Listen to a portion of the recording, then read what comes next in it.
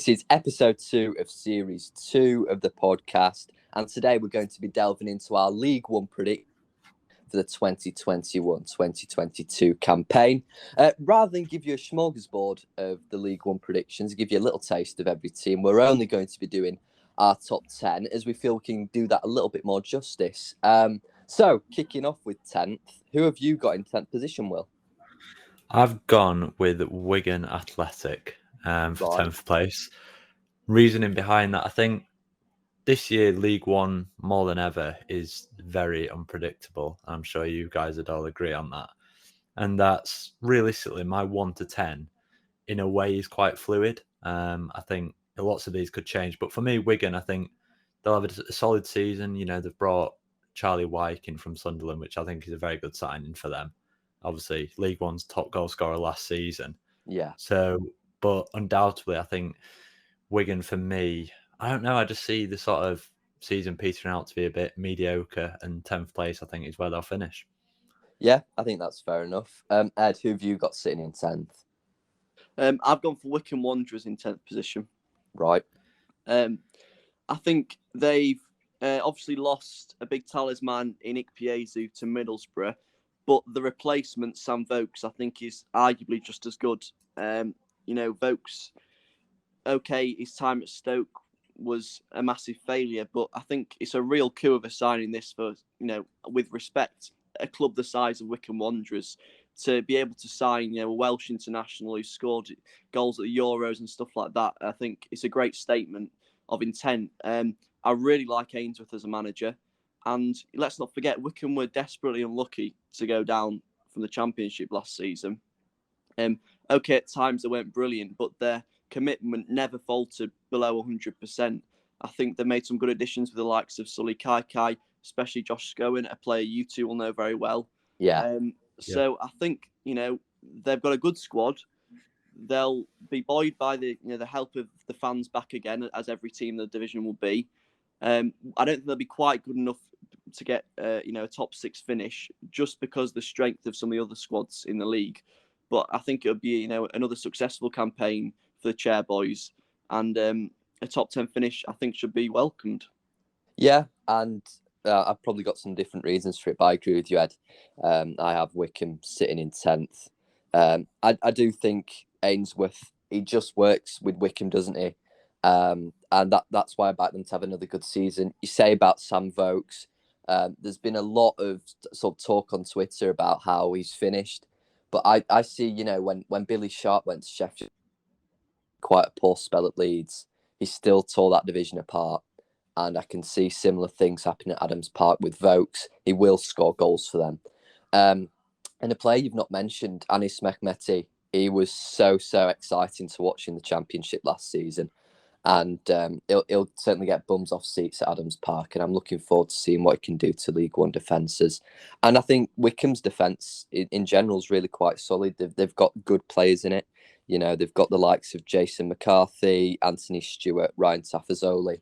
And their instrumental captain, Joe Jacobson, will chip in with goals and assists. So I think another good campaign for Wycombe, and a team that was languishing in League Two not so long ago. A top 10 position in League One's really good. And I even think they could possibly push for the playoffs if they start well. But top 10 for me for Wycombe. Ed, who have you got in 9th? Got a bit controversial here. I've gone for Sunderland. Right. Ooh. Now, it's a multitude of reasons, multitude of factors, not helped by their lack of quality transfer window activity, really. Obviously, they've signed, a couple of, I'd say, decent name players in terms of Alex Pritchard and Corey Evans. Evans he's a solid central defensive midfielder in the Championship. Obviously, he's got his injury problems, though. And that's exactly the same for Alex Pritchard, who, if you talk to anyone in Huddersfield, they're less than enamoured with Pritchard. Yeah. They let a load of players go on freeze, which isn't a bad thing, but they've actually not replaced them. I think the signing of Callum Doyle, that's a promising one, but he's a 17-year-old. You can't pin all your defensive hopes on a 17-year-old. I also think Lee Johnson, he always does a good job, but he never gets the job finished for me in recent years. We saw at Bristol, he never quite had that bit of bite to go and either finish a cup run successfully or get a top 6 finish. I think the other big factor that goes on at Sunderland is they've been in this league a few years now. So this idea that they've got a God-given right to get out of it is slowly waning. With that, quite rightly, fans will start to get, visibly angry. The Stadium of Light, if you watch any of the documentaries, can be a toxic place at times. So I think if they don't start well, it's just going to set the tone for the season. And with all the teams around them making quality additions, I feel like they're just getting left behind a little bit. I mean, Ed, I've got a question for you on Sunderland.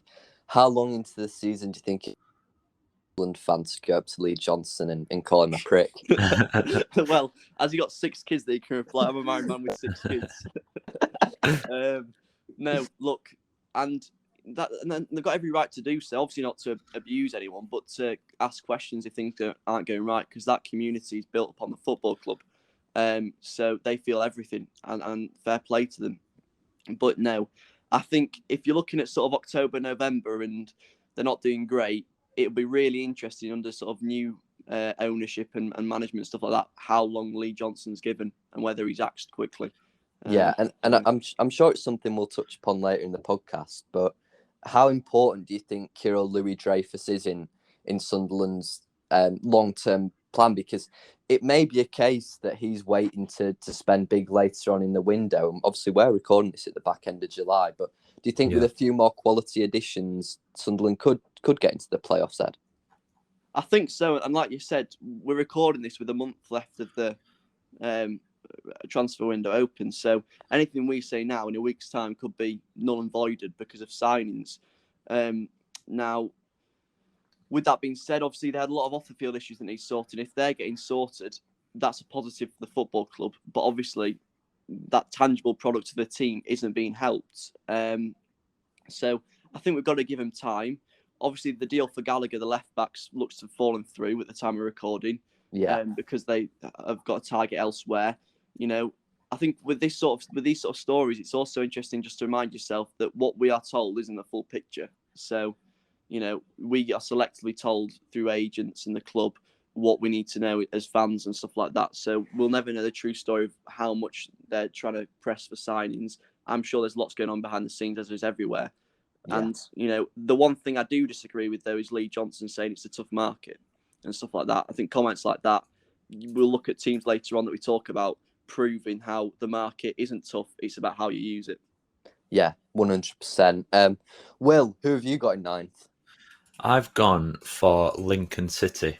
And obviously last season they did very well, didn't they? Got 5th place, got into the playoffs. Can I see them doing it again? Not really. I think it's a similar sort of story as Wigan. I think they'll have a solid season, but for me this year, League One, that top 6 is such a strong amount of teams that I can't quite see the Imps getting in there. I mean, having said that, they've done some quite interesting business over the transfer window. They've brought in Chris Maguire from Sunderland at the age of 32, while also bringing in the likes of Sorensen from Stoke, who's only 21. So it's clear they're going for this sort of mixing young and experience and seeing where that gets them, which in League One can be, a good way of going about it. But for me, Lincoln, 9th place. Yeah.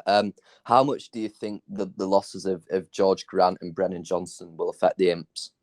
Oh, massively. I mean, that's for me, they're 2 players who played such a vital part in them getting into the playoffs last season.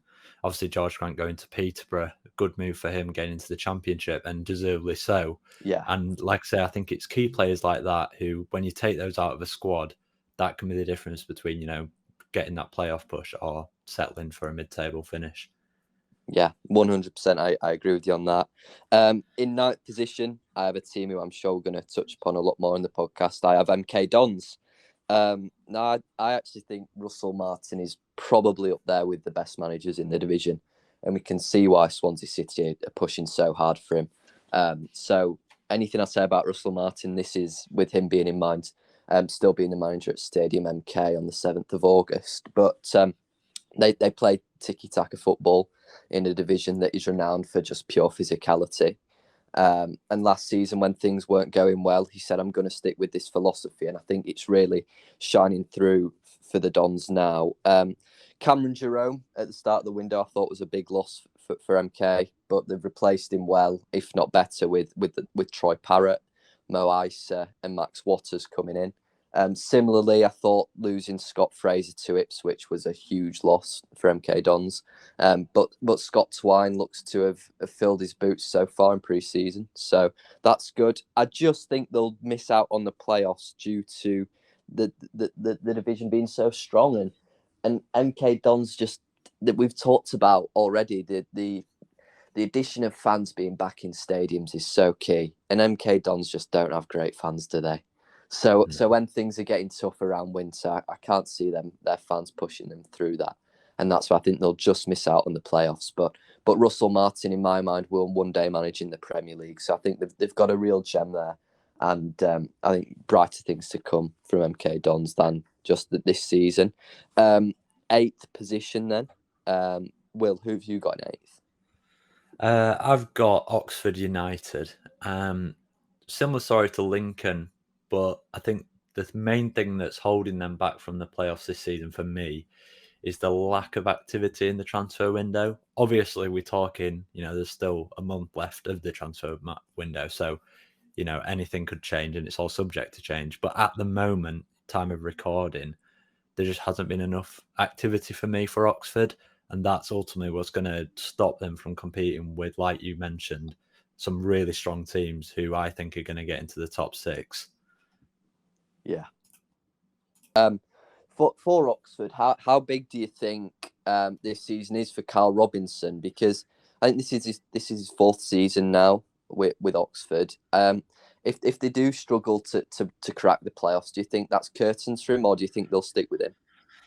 I think they'll stick with him, and that's based off Oxford as a club. I don't think, well, from my point of view, they don't have a divine right to be, getting into the Championship. And while I think it's important for them to be certainly going for a playoff push every season, I think if they were to just fall short, it perhaps would be a little bit harsh to see the manager go, especially if they haven't backed him big time in the transfer market. Yeah, I think that's fair enough. I'm in agreement with you, Will. I've got Oxford in 8th. I think the one key reason as to why they can't crack the playoffs is the loss of Rob Atkinson, who was without doubt the best centre back in League One last season. And I think that is a big loss. But the reason why they also are in 8th and better than 16 other teams in the division is they've got great players. They've got Alex Gorin, who's a cultured midfielder. They've got Matt Taylor, who will score goals. Another loss for them, Josh Ruffles. I think he's a big loss. But like I said, whilst they've still got players such as your Cameron Brannigans, your Matt Taylors, your Alex Gorins, I think they'll be okay. And Carl Robinson seems to know what he's doing down there. Ed, who have you got in 8th? I've gone for Portsmouth. Another quite big club, just missing out on the playoffs. I think this is a season of transition for them. Obviously, with the Cowleys coming in, getting rid of everything that Kenny Jackett was doing that didn't work really. And again, this is another club that's sort of dependent on the rest of the transfer window. I know I read yesterday that Danny Cowley was wanting maybe 6 or 7 more signings. So their transfer activity is very clearly far from over. And therefore, we can't really give a true prediction. But based on the here and now, I don't see them as a squad good enough for a top 6 finish. I think the loss of McGillivray in net to Charlton on a free transfer, that's a big loss. He's one of the league's best keepers in my eyes. They've made some decent little shrewd free transfers, the likes of Tunnicliffe and Williams. But I don't see them having that bit of bite. I really like the Cowleys. I think they were unfairly dismissed at Huddersfield. And obviously what they've done, both lower league and then when they got Lincoln up, they are the best men for me for Portsmouth. I just think it's a season too soon to be hoping for a top 6 finish. Yeah, and I think that's probably a subject that me and Will are going to touch on as well in terms of maybe being a season too soon for Pompey. If we want to do consecutive ones with you, then Ed, who have you got in 7th, just missing out on the playoffs? In 7th, I've gone for Lincoln. Right.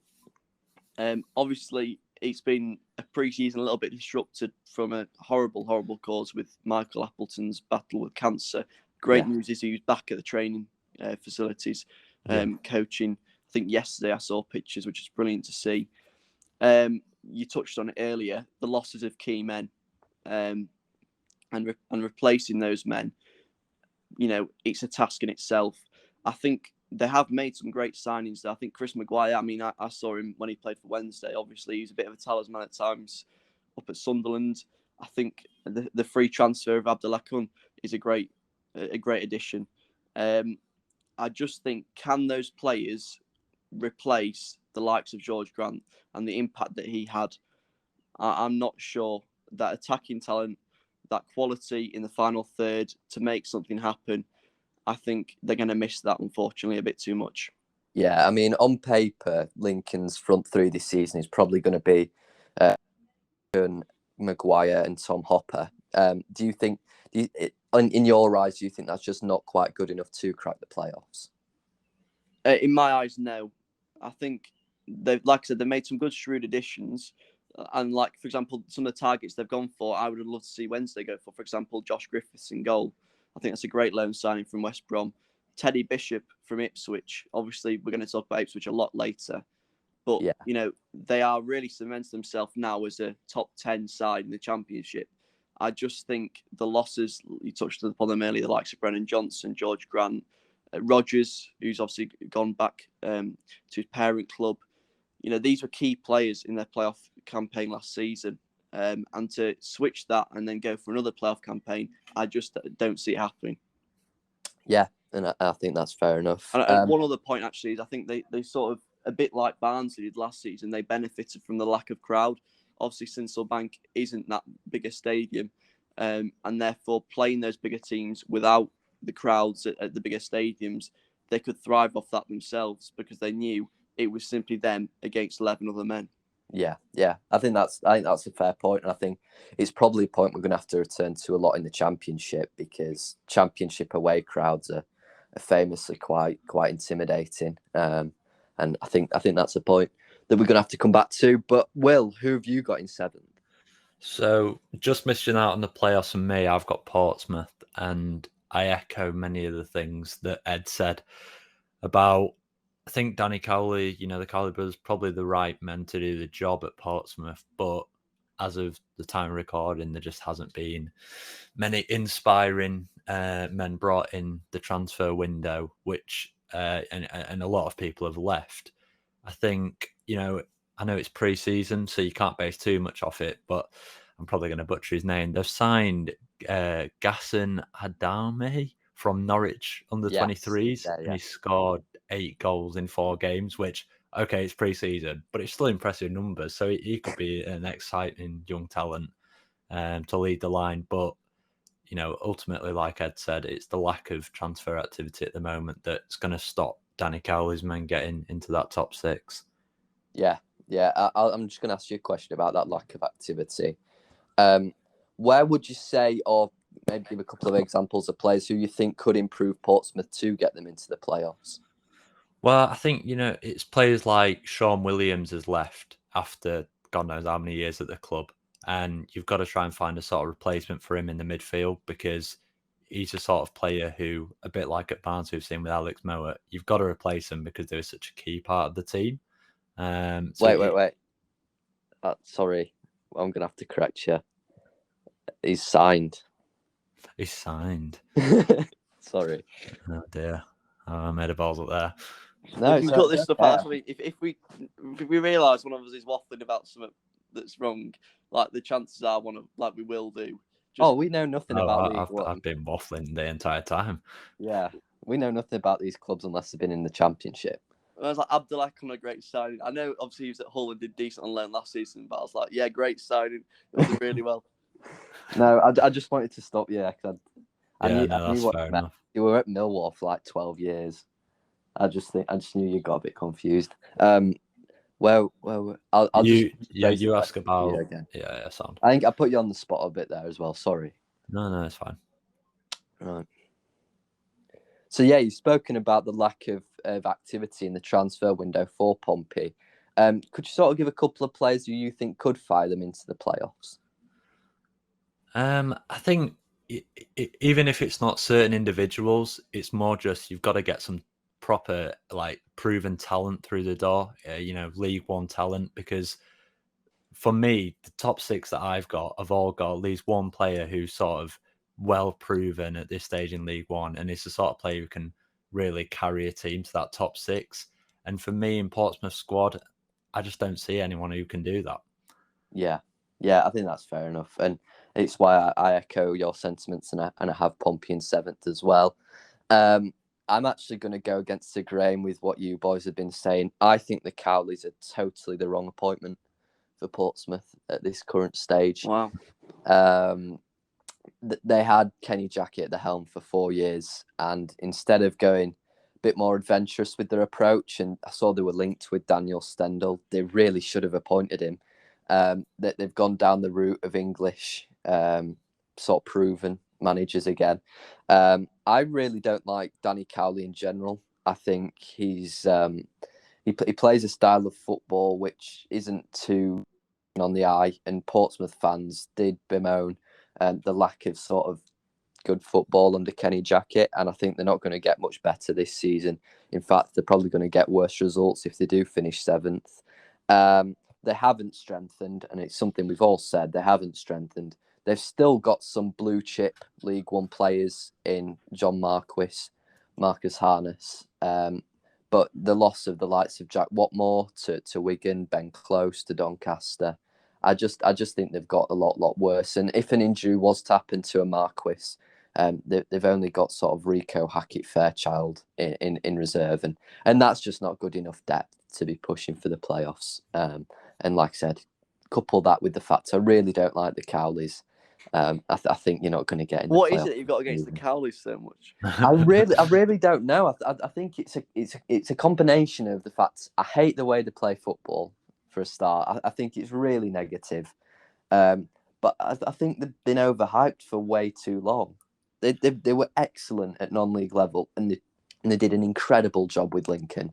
I'm not going to take anything away from that.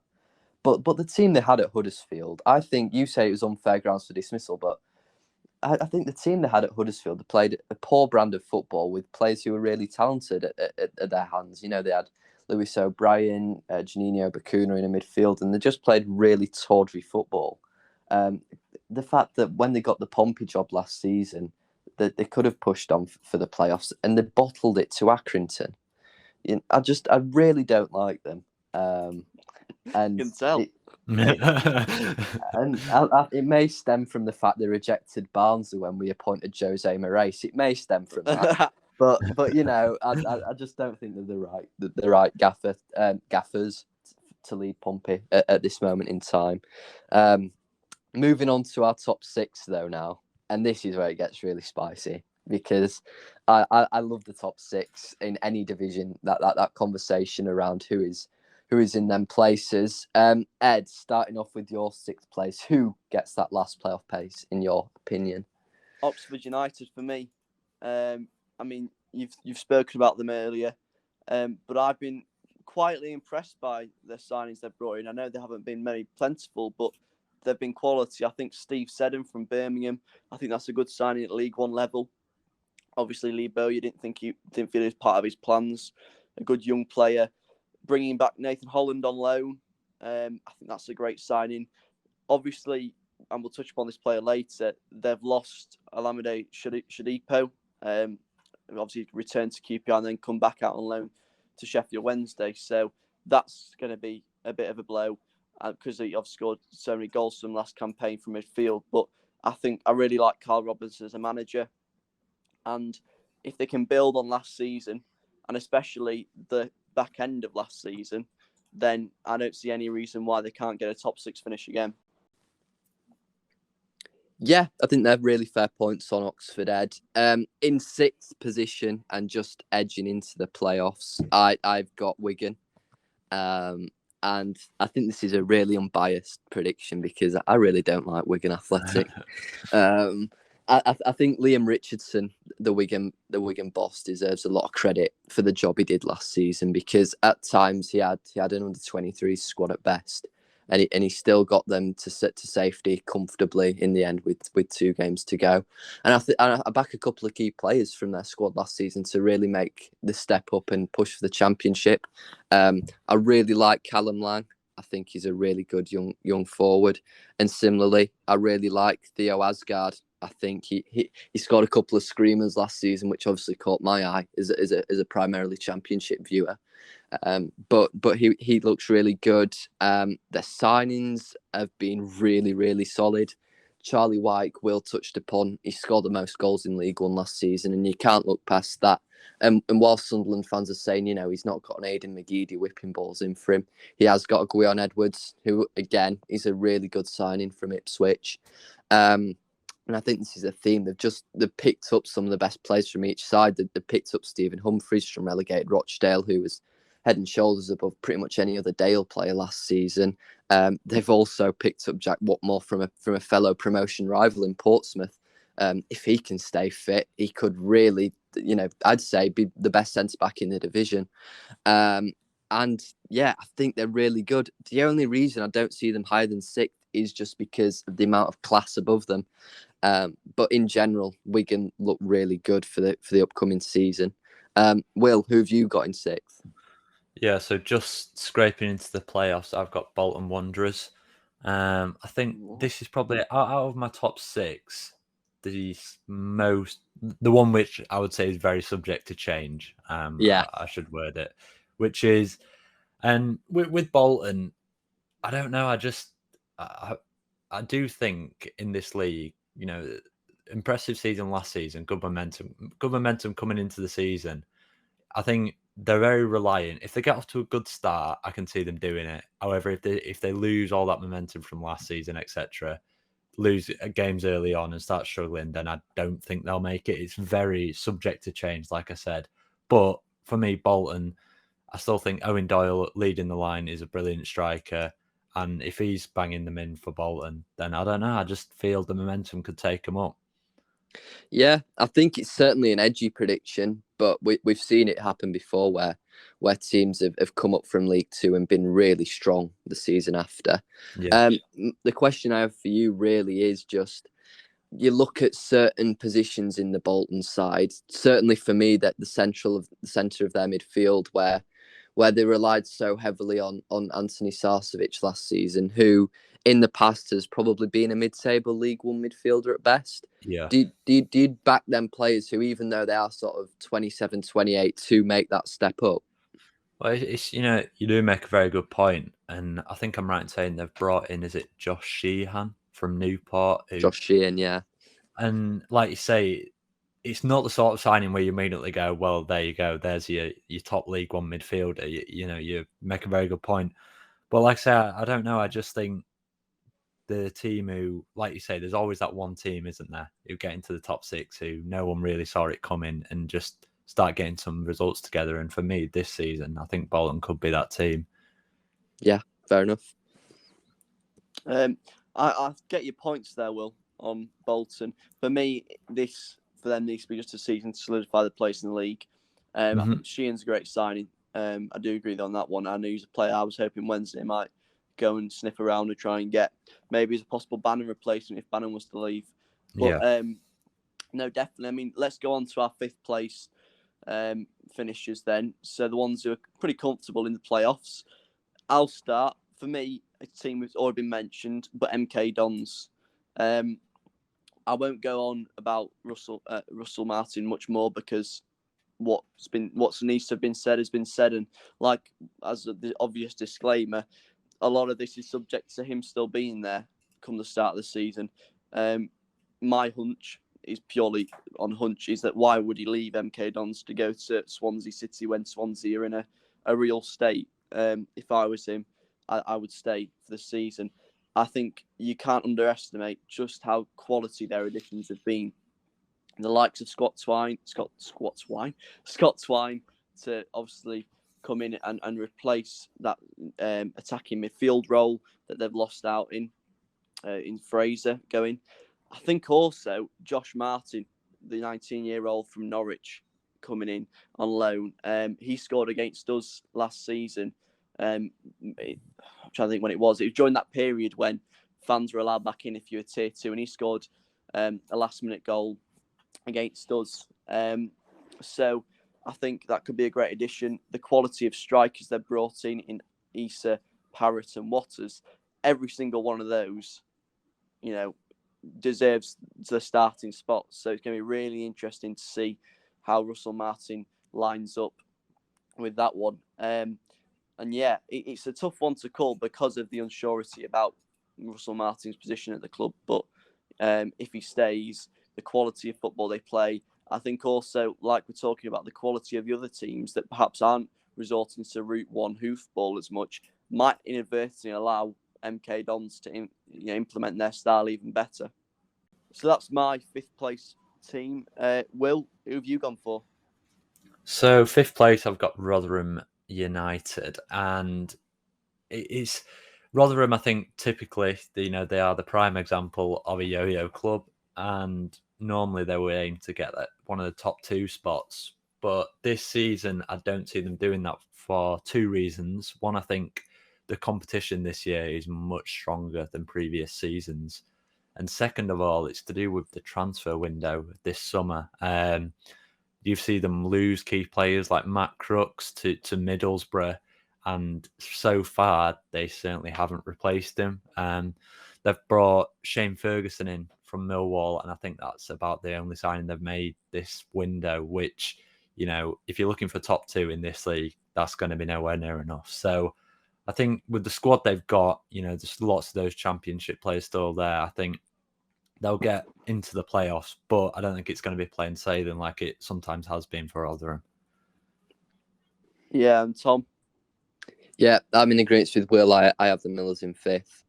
Paul Warniola, as I'll call him, he's a League One win specialist, isn't he? He's never finished outside the playoffs in League One as a manager, and I back him to achieve a 5th place position with Rotherham this season. Will touched upon it a bit there. The loss of Matt Crooks is quite large, but not as big as I think some people are making out. He did struggle to step up at times last season when the Millers needed a goal. And the rumours of Hakima Duffin, I think I pronounced that right, coming in from Hamilton. I'd be really impressed if the Millers made that signing. He looks pretty good. And we have got to remember that they've still got some really good players. Dan Barlasser is an outstanding League One midfielder. Michael Ihekwe, once again, he's top tier in his position for the division. And Michael Smith and Freddie Ladapo will score a lot more goals this season than they did last. And I back both of them to hit double figures. I think the only thing that holds Rotherham back is their chairman. And I don't blame him for holding back, by the way. I think Rotherham have got to remain within their station. But Tony Stewart is never going to invest at the levels we've seen at Ipswich, the levels we've seen at Wednesday. So it's a case of Rotherham just not having enough. But if players such as Mikael Miller and Shirdozi Ogbene make a step up, which they have been tipped to do, having produced strong pre-seasons, certainly Mikael Miller, Rotherham could even push further than 5th. But I think 5th place position, most Rotherham fans would take that this year. And of course, it gives them a chance at the lottery of the playoffs. Yeah. Well, we'll go on to our 4th places now, because my 4th place is Rotherham. And I agree with a lot of points that you guys made, especially the one about how they've kept, still got Michael Smith and Freddie Ladapo. So they've still got proven quality goal scorers. And this is purely down to you calling there Warniola, but Paul Warne is an incredible manager at this level. And whatever squad he has at his disposal, he will motivate them, set them up in a way that works and get results. It's as simple as that. I think it's an interesting one because the general consensus from the Holy Grail that is Twitter and stuff like that seems to be that people are just assuming that the likes of Rotherham and Wickham who have come down aren't going to be successful. And they're looking at the teams that are already in the league and that are strengthening as the teams that are going to go and get promotion. I think you can't forget Rotherham. I really do. And like I said, they're going to play pragmatic football. We know that. But the thing with pragmatism is it gets results. And I think the signing of Shane Ferguson is a solid one. Of course, they need to build. The loss of Matthew Olasunde on a free transfer to Preston. Obviously, Olasunde was impressive, but he wasn't amazing. So again, all these losses, like I said there about Matt Crooks, they're all replaceable in my eyes. They just need to get about replacing them. Yeah, good points there. But as for your guys' fourth place, I mean, Tom, who have you gone for? In fourth position, I have Charlton Athletic. I think Nigel Adkins is a really great manager for League One, and only at the cesspit of Bramall Lane has he struggled. He's not only pretty astute tactically, but he's a great man manager. And a lot of players who've played under him have said that. They've said, he always gives you absolute confidence going out on the pitch. And in League One, and I can really vouch for this, during Barnsley's last season in League One, we had an outstanding man manager in Daniel Stendel. And that really powered us through Christmas and into a really strong second half of the season. And I can see this for the Addicts. I don't think they'll start the season the best. I think they'll probably just be lingering around the top 10 at Christmas. But second half of the season, I really back them to push on. And I think they've made some good signings. Jayden Stockley is a really, really good signing. I think it's gone under the radar, actually, because Ipswich as forward line has got so much attention that no one's even realised. Charlton have got a player who will probably hit 20 goals this season. Sean Clare, another really good addition. You know him well, Ed. He came through at Wednesday. Sean Clare. Yeah. As he likes to call himself. Look, I remember we played Aston Villa and we got beat 4-2. But he was incredible that game. And then classic case of, for whatever reason, contractually, there was a mess up. And obviously he went north of the border to find football with Hearts, then came back down. And then just found his way to Charlton. And one of those players, I hope the best for him, and I think he can do well. My question is, Stockley aside, are Charlton signings good enough for a top 6 finish? I don't think they are, to be honest. I don't think maybe the signings on their own are probably good enough, but I think their squad it's pretty decent at the core they've already. Lost the likes of Chuks Aneke though, and I know Aneke, it was a bit of an anomaly in terms of he didn't actually start many games, but his goals per minute ratio was incredible. And they've lost, for example, Darren Prattley, of course, 36-year-old. He's gone on a free, but that sort of experience and leadership. Charlton, I'll tell you, I'll be honest, they were my 5th place team up until about half an hour before recording, and then they've dropped out the top 10 altogether. So yeah, I just think with Charlton, Ed, you've said they've lost experience in Prattley, and I think that's absolutely fair enough. But they've still got it. They've got Chris Gunter, who's probably the most experienced man in the Football League. They've got Craig McGillivray from Pompey, who you mentioned earlier. I think that's a really good goalkeeping addition because they shipped a lot of goals last season where the keeper should have done better. The defence, I do have question marks over, and I have said, and I've put this in my notes. I've said huge question marks because they were so poor at times last season. But also there's players that are probably going to step out the shadows this season. I mean, Daliang Jaismi, who they picked up from Swindon, if he kicks on this season, he could be one of the best players in the league. And he's got a lot of natural talent. He's a flair player. He's a maverick player. And I'd like to see him kick on. And if he does, I think Charlton have got a really good season on their hands. And I see a lot of parallels with the Charlton squad this season as the season when they got promoted out of League One. That they've got a goal scorer in Stockley. They had a goal scorer in Lyle Taylor. That they've got a young midfielder looking to push on in Sean Clare. They had the same with Aribo.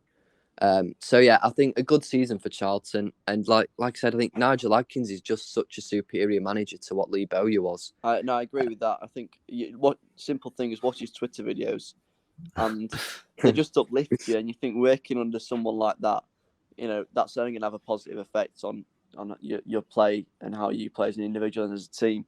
So I agree with that. But again, what this shows is just how tumultuous the top 10 could be this campaign. It really could be anyone from a broad spectrum of about 12 teams. Yeah, absolutely. But Will, who have you gone for fourth? So I've got Sunderland, and I've probably said about 8 times now, but the remainder of this transfer window is important for them because ultimately, I'm sure you guys agree, Charlie White's gone out and no one's really coming to replace him. They haven't got that proper out-and-out striker for me who's going to score 20-odd goals like White did last season. They've brought in Pritchard on a free, Alex Pritchard, that is from Huddersfield on a free. I think that's a pretty good move. I think League One, Alex Pritchard, I can see him being very good for Sunderland, but with no one in front of him, they're going to be struggling. But I think Lee Johnson, he's going to get them into playoffs. Do I see them going up? No, because it's Sunderland. They'll find a way to bottle it. But I do see them getting playoffs based off. They're another club who will probably benefit from fans coming back into the ground. Obviously, they've got a great following, and I see that pushing Sunderland into the top 6. Yeah, you make a good point there about the striker question. Obviously, Will Grigg, the man everyone knows this level, did quite well when he spelled at MK Dons last campaign. Obviously, their signings indicate that they're no longer interested in him. Yeah. Ross Stewart, you would say, is probably the favourite to start up front for the Mackhams. Yeah. But, do you think, and, we've had a lot of players like this at Wednesday in recent years, do you think Will Grigg's time at Sunderland could come this season under Lee Johnson? I mean, it could. I think sort of with Will Grigg, he was such a promising signing when they first got him, and he just hasn't quite worked out yet, has it? So there's nothing to say that this season he can't go on and score a load of goals. And I think, Sunderland fans would love to see that, obviously. But I don't know. I think, Charlie White, probably no one really expected him to get, 26 goals last season. So you can't write Will Grigg off like you say, and you make a good point in that, maybe he's the man who's going to go score a load of goals for Sunderland and get them into the top 6. I mean, sorry, Ed, but it still fries my head that they paid £4 million for him. Yeah, that especially is mental. When you watch that clip on the documentary. He's just share that to anyone, and it's just an absolute masterclass on how not to bargain with someone. I mean, seriously, they were just having him, weren't they? But it was ridiculous. But... I remember because it was the year we got promoted, and I remember thinking on deadline day, going, "We're doing all right here. We've signed George Miller." And then it just came up. Sunderland have agreed to sign Will Grigg, and you're going, no way, they're going to pick us for top 2, and he was just terrible. Yeah, I remember when he came. You'll remember it, Tom, when he came to Oakwell, and we were all there expecting this prime enigma. Will Grigg. Yeah, it's just rubbish. It's just really bad, and we were like, oh, there's nothing to worry about. But then you wonder, is Will Grigg a sort of a confidence player in the terms of when he was at MK Dons, like I said, he got 8 goals in 20 games, and maybe at a club of a slight lower stature with less pressure, Well, he's always been good at tin pot clubs, hasn't he? MK Dons and Wigan, he's played his best football at. So, I mean, if he was going to do it with literally no pressure, he'd have done it in the first half of last season for Sunderland with no fans. Yeah, so I just don't see it working out for him, and I've got Sunderland in 3rd, so I think move on to top 3 now. I'll talk through Sunderland in my view, but I think if Sunderland do get 3rd, in which I think they will, the striker they're going to rely on is Ross Stewart, and he's not renowned for scoring lots of goals, but similarly to Charlie White, he's that build of striker where he's good at bringing others into play, and it just so might happen that he bags a hatful. I think Sunderland's midfield is where they're going to get the vast majority of their goals from this season. Aidan McGeady is just so good for League One. Lyndon Gooch, I know he's been deployed in a right wing back role used by Lee Johnson in pre-season, but he will chip in with a few goals. Elliot Embleton, who was outstanding at Blackpool, he will score a fair few. And like Will said, Alex Pritchard in League One, if he stays fit, will be really good for the Mackhams. And I can see him chipping in with a lot of goals. You mentioned earlier, Ed, the signing of Callum Doyle. Now, I know 17 is very young for a central defender. Now, if this was an attacking midfielder or a striker, I'd maybe get well, regardless of age, if they've got the quality. But in such a physical league as League One, Callum Doyle might struggle. But the evidence is there that he's supremely talented. He's had a fantastic pre-season. Yeah. Yeah. I think one point I would just say in regards to the stuff you've said, and you said it yourself regarding Alex Pritchard, I think it was, regarding that, it all depends on if they're fit or not. I think so much of Sunderland's team, that's the case for, especially their talisman, such as Aidan McGeady. And Aidan McGeady playing with shots in his leg, trying to get through 4 games and then having another 4 off or something like that, isn't going to be an effective Aidan McGeady. He's only getting older. And I think we see, especially in League One, when you've got the Papa John's Trophy and all these other competitions, it's a busy schedule. And unless they bulk out their squad with some signings, their talisman are sooner or later going to just pop from physical exhaustion. Yeah, that's fair enough. Yeah. I think the last thing I need to mention on Sunderland is their manager, Lee Johnson. And I know little Lee well. But, regardless of what you think about his methods, I remember when he was at Barnsley, there's a leaked thing of his tactics board. And it was like, it was a football pitch, but with like loads of writing, but in certain areas. So on the wings, it was like Bomb Alley. Well, he's the man for a quote, isn't he? He's a real life David Brent. in the box, it was corridor of confusion. It was just so David Brent. And what was it last season? And I think you quoted it in one of our podcasts about the line that the shark doesn't stop eating on Monday or something. It was something like that. It was. It really is a real life David Brent. But he's just streaky, isn't he? He will win 8. He's called Streaky Johnson for a reason. He will win 8 in a row. He'll lose 8 in a row. And that's why I just don't see Sunderland getting into the top 2 because of that inconsistency. Because feasibly, Sunderland could go on a ridiculous run around Christmas and sort of go 15 unbeaten and then just not win for a good 2 months. So I think for Sunderland to be consistent, they have to have a different manager. But they're obviously going to stick with Lee Johnson. I think Kieran Louis-Dreyfus said he's got every confidence in him. And I think he will get them a 3rd place position in League One. And then it's just all about the playoffs lottery, isn't it? Yeah, absolutely. And the playoff lottery has not been kind to them of recent years. We know the tears at Wembley we saw on our Netflix accounts. Different to tears at Wembley on your Sky Sports, though, innit, Ed? The army. Knew that was coming somewhere. But no, like I said, with all these things, but if you get into the playoffs, it's the best way to go up, but the worst way to lose. So yeah, definitely, it is a lottery. But we've gone through our 3rd places to 10th places, and now we're going to the big boys. No, we haven't. Have we not? We've not done yours and Will's 3rd. Oh, fuck a duck! Right, got that. Fuck a duck. That's the best one I've heard. Apologies. Right, are you time stamping this? Oh yeah. That's good. Got it all sorted, right? Yeah. I'll carry on. Where should I go from? I'll go from the lottery part. I'll reset that part. Yeah.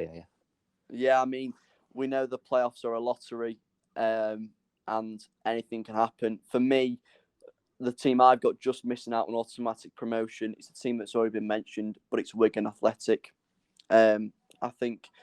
Oh fuck! What's this YouTube playing? We've got a YouTube video playing. Sorry. Some like tranquil music. It's a Cambridge history and politics video. Apologies. Right. Let me.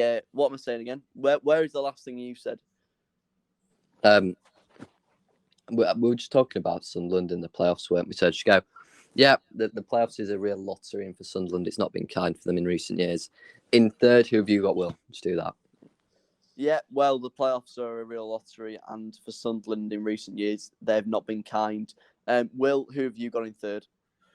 I've got Charlton Athletic, and I don't think I need to say too much about Charlton because, you went quite in depth with it and made some very good points. But I would simply say, like Tom said, Nigel Atkins, I think, is a very good manager to have at this level.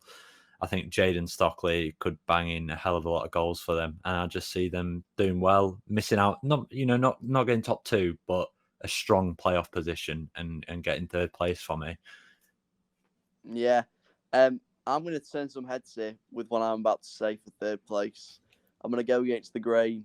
I've gone for Ipswich in 3rd. Right. So, first of all, I want to commend them for the signings they've made, and especially, the signings of top quality League One players that we know can do it at this level. They haven't fallen into the trap of necessarily going for Championship players, lower-end Championship players. They've gone for people they know have done it at this level time and time again. But it comes down to one thing for me, and that is these players, when you put so many great players together, you can't expect results in the first season for me. The amount of times we've seen teams, in the Premier League, when they get promoted to the Premier League, for example, just put what they think is a God squad together and they still go down. This is a bit different, but I still think you need to give it time to gel. And will the new ownership give Paul Cook enough time to gel this team? I'm not sure they will. Still a third place finish is highly respectable and they can still get promoted to the playoffs. But do I think they'll be a top 2 team? No, I really don't. Yeah, I'm going to ask you a question about Ipswich, and it's a doubt I have, and it's a doubt I'll touch upon. I've obviously got them in the top 2, but in terms of the start to the season, and I think this is where we're going to see. I think first month we're going to see what Ipswich are going to be this season. We're going to see if they're going to be this Rolls Royce or sort of, I'm not a car expert, but are they going to be a Ford Focus? And I think the question is, how long do you think it'll take for the squad to gel?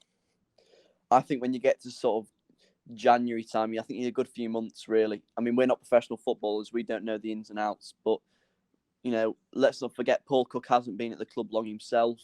So he still needs to, this is his first full pre-season sort of thing. He still needs time to gel with the goings on at the club. You bring all those players together. You get all those players go on free transfers, and they've sold a few players. There's been a real culture change at that club, and I don't think a culture change. I think it disrupts somewhat how successful you can be on the pitch. But I do want to say I don't want to credit them because the signings they've made, the likes of Scott Fraser, Joe Pigott, these are really top quality signings. They've obviously brought in Matt Penny on a free transfer, player I know very well. And I'm really interested to see how he works under Paul Cook because we know Paul Cook loves a 4-2-3-1. Matt Penny never really showed us what his best position was, whether it was left back, left wing back, or left midfield. He even played central midfield against Sheffield United in one Steel City derby, I seem to remember.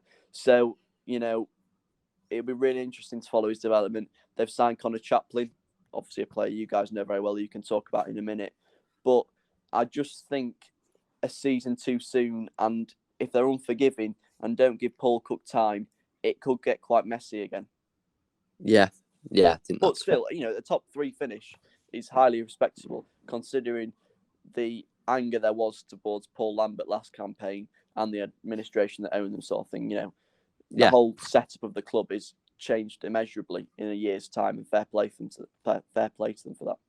Yeah, 100%.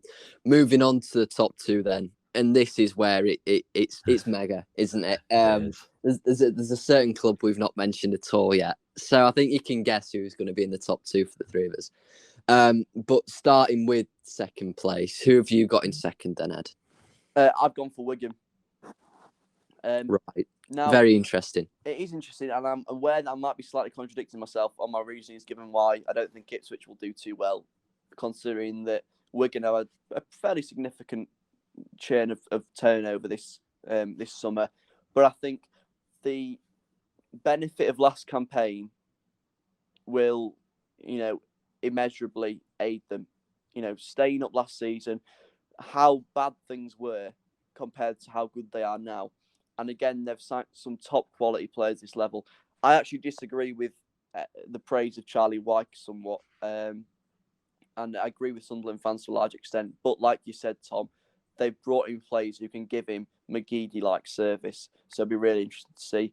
Max Power, he's a bit of an enigma at this level because at Sunderland, he was consistently dropping 5s and 6s out of 10s, very rarely getting an 8 out of 10.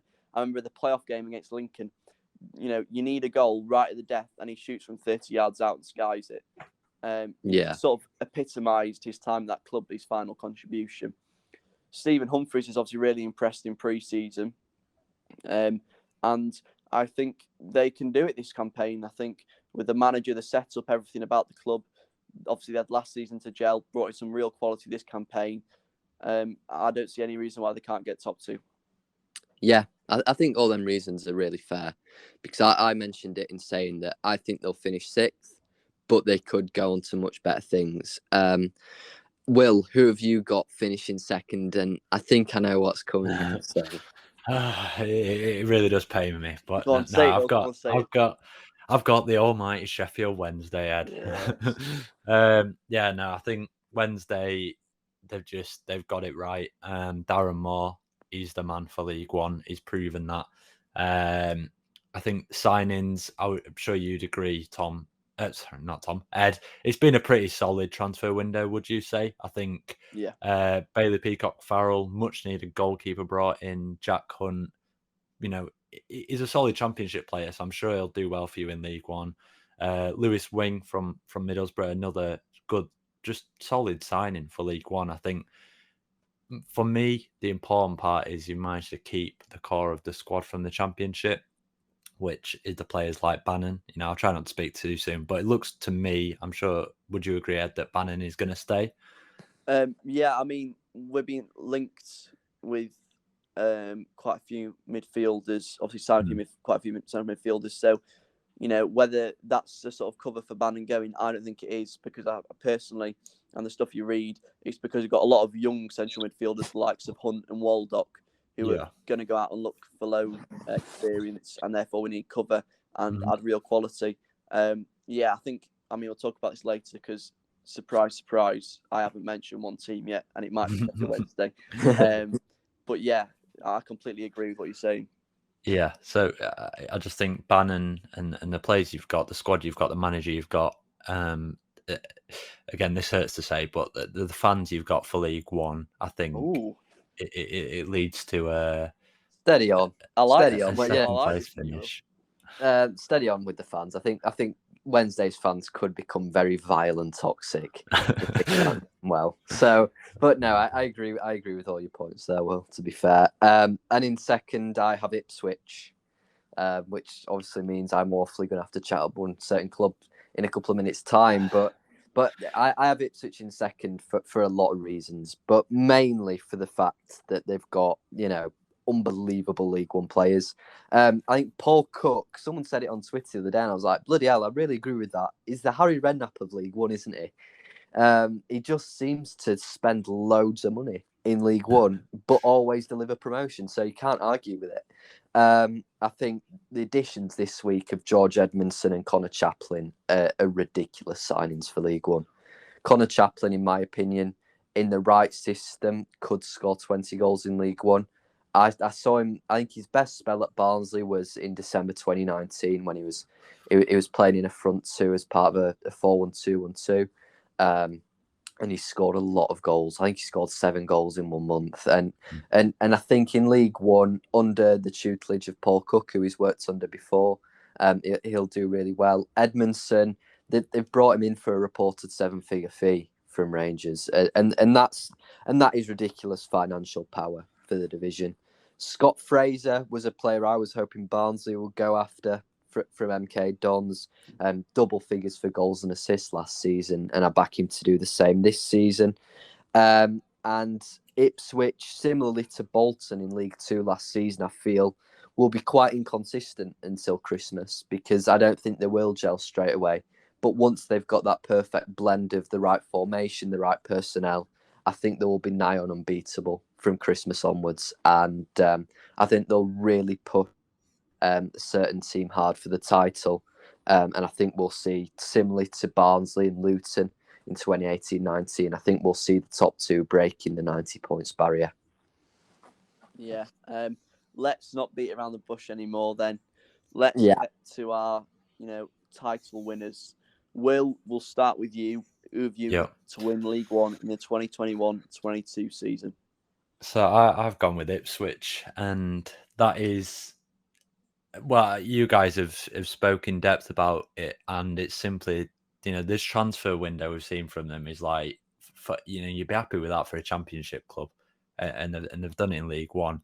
Tom said clearly we know a lot about Connor Chaplin, and as Barnsley fans, we would have been happy to see Chaplin stay at the club, having just finished in the playoffs last season in the Championship. So that, that shows us the quality of player he is. While he didn't always get the game time at Barnsley, he's the player who he's got it. And at Ipswich, with the likes of Joe Pigott, I just see him scoring goals. And I think that Ipswich squad, like you say, it is all down to if they gel. But if they do gel, I think for me, there's nothing stopping them. Even the almighty Sheffield Wednesday head. I think Ipswich for me, with the players they've got, manager they've got, it just with the Ed Sheeran sponsor on the shirt, they're going to win the league. Yeah, I think they're all fair points apart from a certain shit musician who you mentioned. But no, I think it's going to be very tight in League One in general. But Ipswich do look really, really good for the title. I'm going to mention my title winners before Ed mentions his, because I know we've both got the same team winning the league, but he will be able to laud them a little bit more generously than I can. And I am going to have to go on script here, or else I'm going to end up saying something probably offensive to Wednesday fans. So Darren Moore is the best manager in the league, without doubt for me. He should be a championship manager. And the players they've got, this is before even mentioning signings. So this is just a few players who I really like. Josh Windass, great striker. And I think his injury is going to be a blessing in disguise for Wednesday, because you're going to have him until at least January. I agree. Dominic Iorfa, I think, could even play in the Premier League. He's really, really good. Barry Bannon, top quality player. Probably not as good as he was a few years ago, but we've seen midfielders drop down to League One and still be able to produce those top tier performances. Moving on to the signings, as Will said with Ipswich, a lot of these players you'd be happy with if you're in the Championship. Same goes for Wednesday. Bailey Peacock Farrell is a great signing. I know a few Leeds fans haven't been the biggest fans of him, but I think he's a good signing for Wednesday, considering the apparent weakness in that area with Cameron Dawson, who's headed to Exeter, and Joe Wildsmith, who struggled. A left back was needed. You've brought in Jaden Brown. I think a right back was probably needed, because Liam Palmer will be expected to cover on both flanks, and Jack Hunt's Championship level. There's only a couple of questions that I have over your signings. I think Dennis Adeniran probably isn't going to be a starting midfielder, so I do question why you brought him in and still look set to sign George Byers. But if you do go with a three-man midfield next season, Barry Bannon, Massimo Luongo, and then whoever you have as your third midfielder, whether that be George Byers or whoever, would be an incredible midfield. And finally, I've got certain players player of the season. I'm not going to mention who it is, but / I'm going to have to mention who it is. Olamide Shodipo. He was great for Oxford last season. 11 goals, 4 assists. And I think he could even double that with Wednesday this year. I think he's probably your key man, and he will be outstanding. And finally, on individuals at Wednesday, I back Louis Swing to have a Yaya Toure 2013-14-esque season. I think he's such a good signing, and I'm gutted that he's gone to you lot, because I'd have liked to have seen him go to Rotherham and get them back up. But it really does pay me to say all this. But for me, Sheffield Wednesday could even touch 100 points in League One. I think that team is that good. And this is really paining me to say, so I'm going to have to stop. But Ed, do you want to laud the Owls a little bit more? Yeah, I'm sure to take a moment, just take in everything you said there, and just admire it, and save this moment, because it's very rare that you credit Sheffield Wednesday anyway, and that was more than just crediting us. I hope it's not a sort of reverse psychology trying to jinx us. It is. No. But a lot of what you said, I completely agree with. You talked there about if you play midfield three of Bannon, Luongo, and then whoever, you add Lewis Wing to that, who I assume we will do is the more advanced one in that three. And that is the best midfield three / pairing, whatever you want to call it, in the league. I don't see anyone who can form a better midfield than that. I understand about the Dennis Adeniran qualm, but like I said, if we've got the youngsters in terms of Hunt and Waldock, wanting to let them go out on loan, and maybe for Said Ali Bashiru, although I'd really like him to stay, and I think he could be the breakout player this campaign, really. You need cover, and it's a free transfer on relatively low wages. He did well for Wycombe last campaign in the Championship. It's another great addition. You talked there about George Byers possibly coming. At the time of recording, we've been heavily linked with George Byers, Marvin Johnson, Josh Sims. Yeah, these are good quality players for a League One side, definitely. And I think it's also key that we've got Cameron Dawson out on loan because he needs game time at Exeter. I think that's too low a level for him at League Two, to be honest, but game time is the number one priority. But one thing I will say that you didn't touch on there is that this is a transition season, but it doesn't feel like a transition season for me because so many of the players we released, with the relationship between them, the fans, the club, had reached their tether, really. It wasn't like we've had these players ripped away from us, stolen from us. It was just its natural conclusion. We knew this was coming, and I think we prepared about it the right way. I put a tweet out actually saying the EFL restrictions on us being able to spend money on players has actually helped the club, and I completely agree with that tweet. Well, obviously because I wrote it, but you understand what I mean. It just works out the concept of a tweet. No, because what it's done is it stopped us from falling into the trap of coming down with money and thinking we can splash cash at this and go boom or bust, which is exactly what happened in the Championship when Chancery first came in, and we're feeling the aftermaths. We've only just about stopped feeling them. I like to say we've done an Ipswich, but on a budget in terms of signing really good quality players who are, some of them proven at this level, like Shadipo, others proven at a higher level, like Lewis Wing and Jack Hunt. So I'm really excited. There's a massive, massive element of bias from me winning the league. It's a complete pipe dream, but I do think it's realistic. And I think, was it Tom, you talked about earlier, the idea of having a man manager and Nigel Atkins. And you said he was one of the best man managers in the league. I would say Darren Moore is the best. I agree with you on that. His interpersonal skills, his morals, his ethics, everything about the way he wants to run the club is exactly what we've been missing. And building that relationship with fans. It's God Squad, as it's been named on Twitter. And I love that. If we can bring... Well, our average age of departures at the end of last season was about 27. The average age of our incomings has been around 24-ish. So we're getting a younger squad. We're getting rid of Deadwood. We're getting a young, hungry squad with a point to prove, and with a manager who's only going to help them. So, the sky's the limit. I'm sure the summer will be coming in, and we'll be sat and we'll be in about 13th, and we'll all be disappointed. But I won't be. No, you won't be, but I will. But I really think if things go right and the stars just ever so slightly align, this can be a really special season for the club.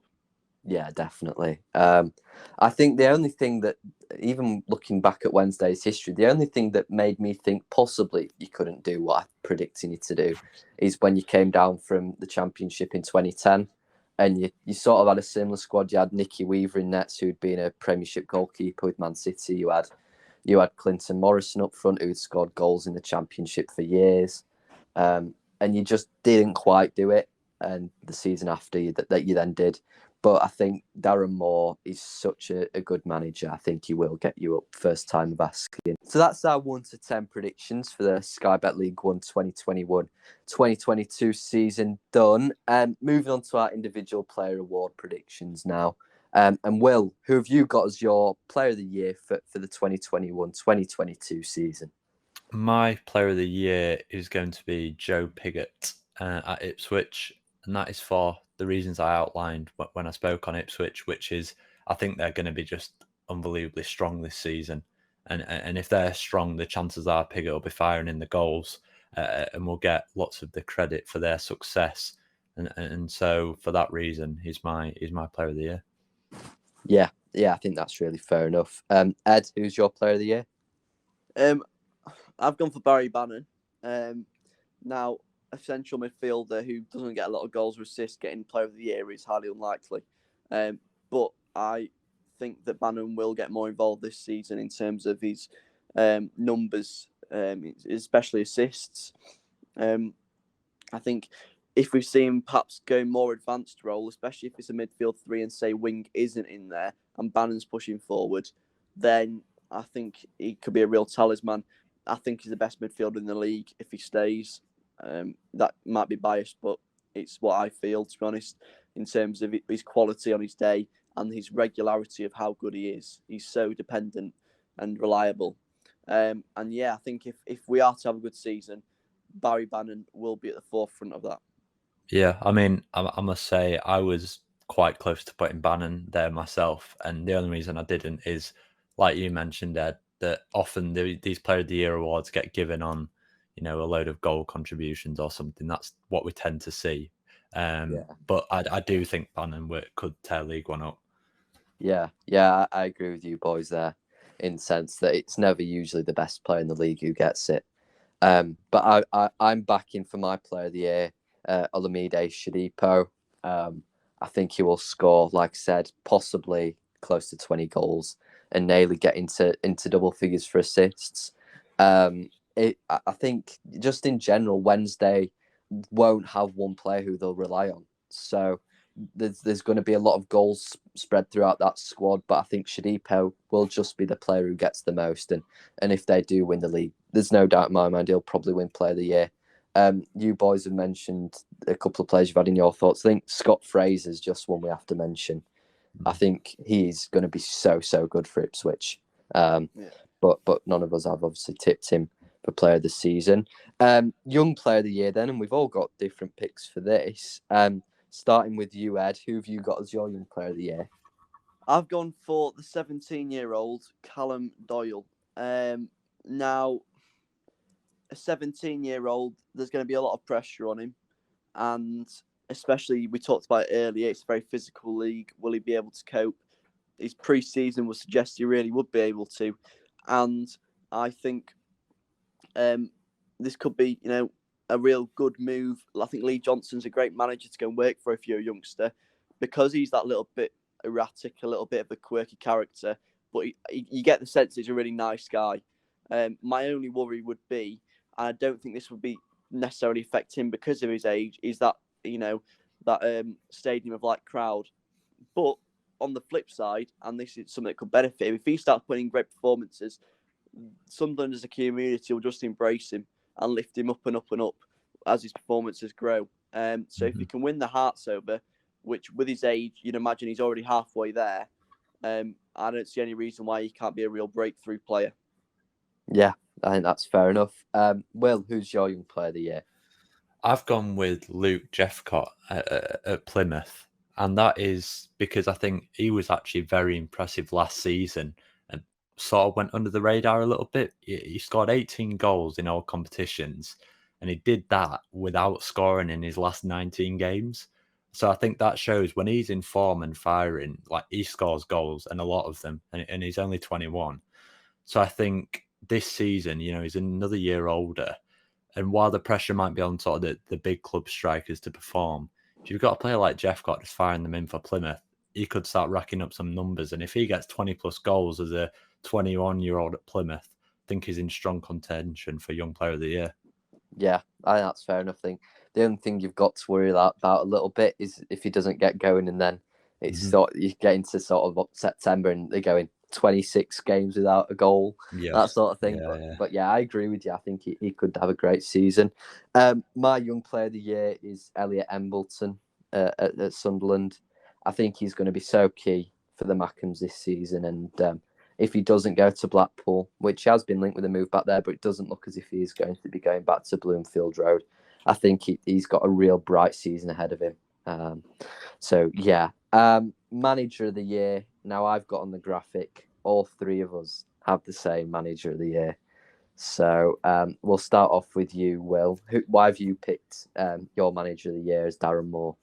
I think we've outlined many of his qualities in that. I think he probably is the best manager in the league, and just his style of management, like you said, Tom, I think he probably is a championship manager, if we're being honest. So, Wednesday, lucky to have him in League One. We've seen at Doncaster how he can turn young players into great players. And I just think his style of management is so, it's brilliant for this league. And I just think if Sheffield Wednesday excel, then Darren Moore has got to get some credit for that. And with that, the manager of the year. Yeah. And Ed? Yeah, I've talked about when I talked about us being, potential league winners. Everything about him I love.